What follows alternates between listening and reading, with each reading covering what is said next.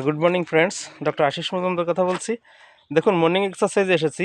দুটো ছোট ভাইপো, এরাও সকালবেলায় প্রত্যেক দিন মর্নিং এক্সারসাইজে আসে। ওরাও কিন্তু বোঝে যে এক্সারসাইজ করলে শরীরে কত ফিটনেস বা কত উপকার পাওয়া যায়। তো আজকে ওরা কে কোন ক্লাসে পড়ে একটু জিজ্ঞেস করবো। তোমার কি নাম? দীপ্ত বিশ্বাস। দীপ্ত, তুমি কোন ক্লাসে পড়ো? ক্লাস 5। 5, তাই না? রেজাল্ট দিবে তাড়াতাড়ি, তাই না? হ্যাঁ। আচ্ছা, তুমি আমি ক্লাস 3। 3তে পড়ো।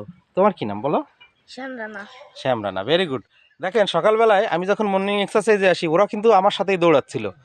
তো আমি সবসময় মোবাইলটা কভার আপ করতে পারিনি, বাই দ্য ওয়ে। তো মর্নিং এক্সারসাইজে কি হয় আমি একটা টিপস দিব। তো আসুন হাঁটতে হাঁটতে বলি। তো আজকে প্রত্যেকদিন আমাদের একটা হেলথ টিপস থাকে।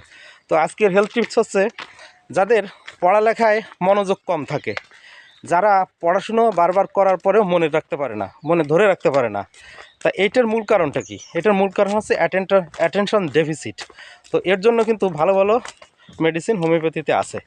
তো আপনি যদি রিপার্টারিতে সার্চ দেন, রাডার ওপাসে গিয়ে দেখবেন যাদের অ্যাটেনশন ডেফিসিট থাকে তাদের জন্য খুব ভালো ভালো মেডিসিন আছে। অ্যালোপ্যাথিতে এর কোনো মানে এটা মানে প্রতিরোধ কোনো ব্যবস্থা নেই, বা এটার ইমপ্রুভ করার কোনো ব্যবস্থা নেই।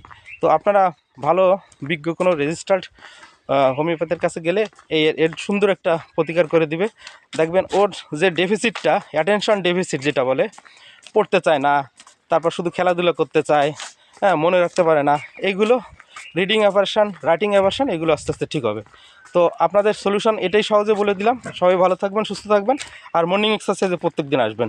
এই রাস্তা দিয়ে প্রচুর মানুষ এক্সারসাইজ করে, আমি কিন্তু গ্রামের বাড়িতে এসেছি। তো ঠিক আছে, সবাই ভালো থাকুন, আবার দেখা হবে। শুভ সকাল বলো। শুভ সকাল। শুভ সকাল। শুভ সকাল।